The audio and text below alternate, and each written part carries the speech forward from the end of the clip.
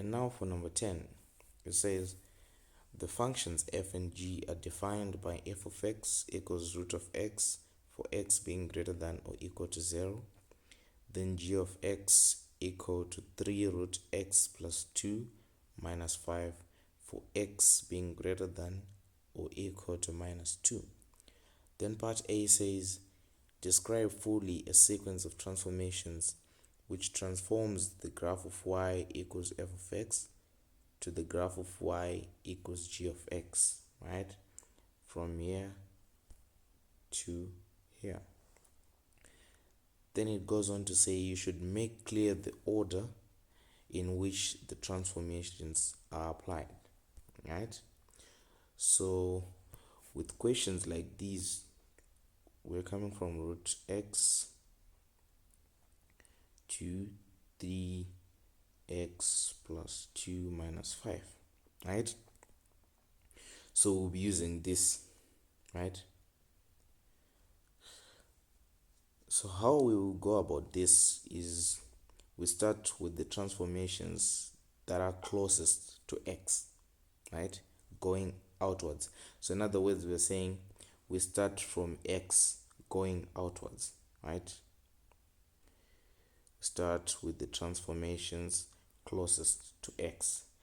And by that, we are going to say this is the first transformation. So first, from root x, we went on to x plus 2. Then from root x plus 2, we went on to 3 root x plus 2. Then from here, we went down to 3 root x plus 2 minus 5, right? So this is a translation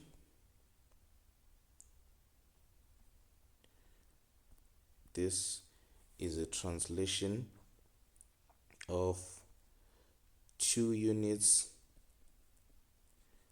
to the left in the x direction, right? If it's a positive, for the translations of the x-axis, it will mean the opposite. So if it's positive, it means 2 units to the left, and if it's negative, it's 2 units to the right, right? And that's our first transformation there. And the second one, we see that this whole thing has been multiplied by 3, so that will be a stretch, right? So the second one is a stretch of factor 3, right? The number that we're using to multiply this, right? That's our factor, a stretch of factor 3 in the y direction or y-axis, right? And lastly, we see that we subtracted 5 from the whole thing, right? And that will be a vertical translation of 5 units downwards.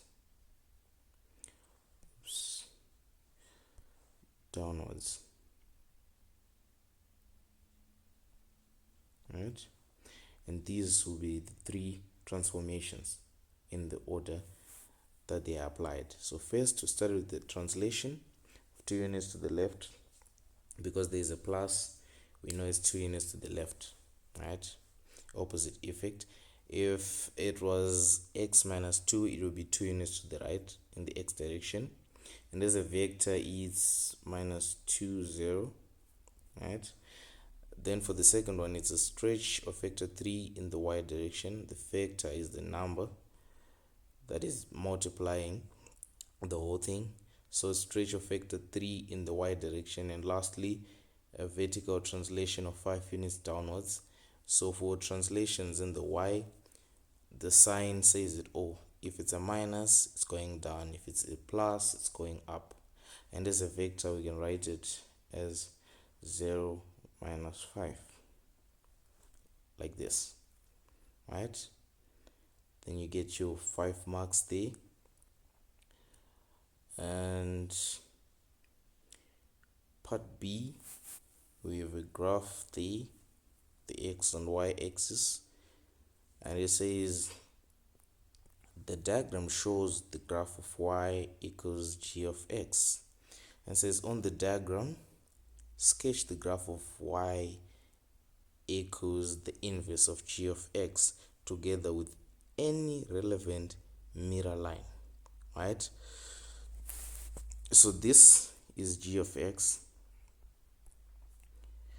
and we know that to show a graph of a function and its inverse, they are just a reflection of each other in the line y equals x. So in other words, the line y equals x is our mirror line. That's why they had to say together with any relevant mirror line, right? So y equals x is like this, passing through the origin. Then you write y equals x, right? You name your mirror line, and trying to reflect this g of x in this line, we have something like this, then we name it y equals the inverse of g of x, right? And that's all. So it's 1 mark for the mirror line, y equals x, and the other mark for the inverse graph, right? So always the graph of a function and its inverse are a reflection of each other in the line y equals x, right? Then you get your 2 marks there. And part C is saying find an expression for the inverse of g of x, right?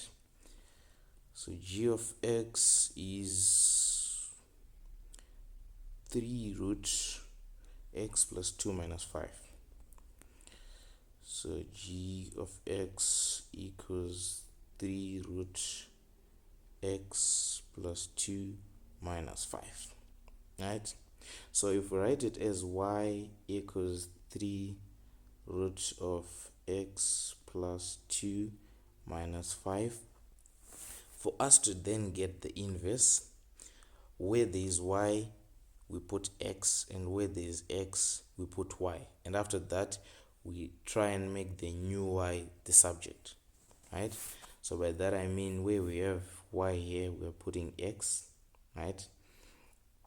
So it's x 3 root, for x we're now putting y plus 2 minus 5, and we try and make this y the subject, and the expression we get after making that y the subject is the inverse, right? So making that y the subject, it's x plus 5 equals 3 root y plus 2, right? And after this, dividing by 3 both sides,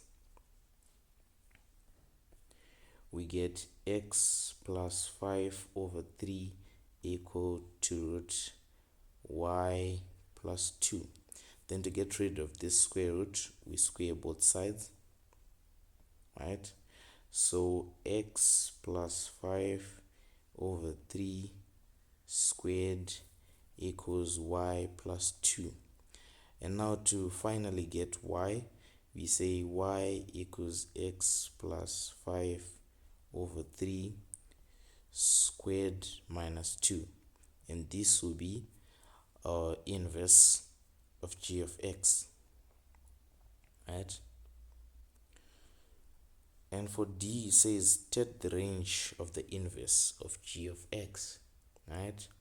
We know that the range of an inverse is equal to the domain of the original function. So the range of the inverse of g of x should be equal to the domain of g of x, right? And here we're given the domain of g of x is x greater than or equal to -2.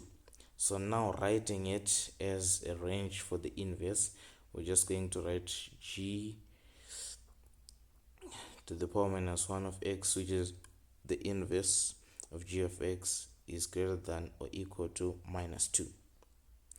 Remember, range of inverse is equal to domain of the original function, right? This is the domain of the original function right here. You can see that it's equal to the range, right? That's why it is 1 mark, right? Then for part E, we're told the function h is defined by hx equals x minus 2 for x being greater than or equal to 0, right? And for part E, the question is find the value of the inverse of g of x, then h substituting 4 for x, like that.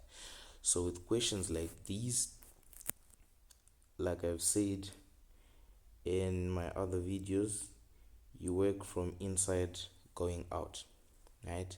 So with this one, we're going to start with h4, right? So this just means that we're replacing x with 4 in this. So this is just 4 minus 2. Then it gives us 2, right? So h4 is 2. So in other words, we're having the inverse of g substituting 2 for x, right? And you know the inverse is this expression right here, right? So substituting 2 in that, we have 2 plus 5 over 3 squared minus 2, right?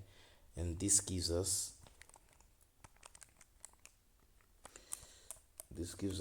7 over 3 squared minus 2, which is 31 over 9. 31 over 9, right? Then you get your 1 mark. Then for F, says explain why the composite function of h and the inverse of g cannot be formed, right? So for this, we are going to say range of inner function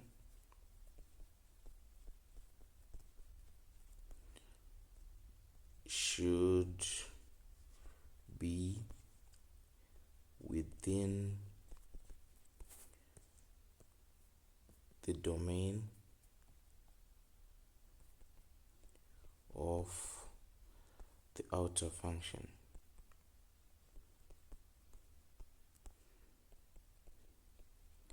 For the composite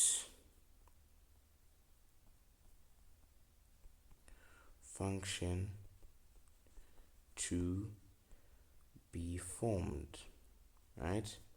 But this is not the answer to this question. This is just the point that we're going to consider, right? So range of inner, which is the inverse of g, we know its range is greater than or equal to -2. And the domain of outer, h of x, you know, h of x is greater than or equal to 0. And if we were to show it on a number line, we are at 0, right? Then we have -2. So one is starting from -2 going this direction, and the other is starting from 0 going this direction. So what you write for this is that the range of the inverse of g of x is not within the domain of h of x. You can see there is this region which only applies to one of the functions, which is this one, and not this one. So you write the range of the inverse of g of x is not within the domain of h of x, and that will be your answer.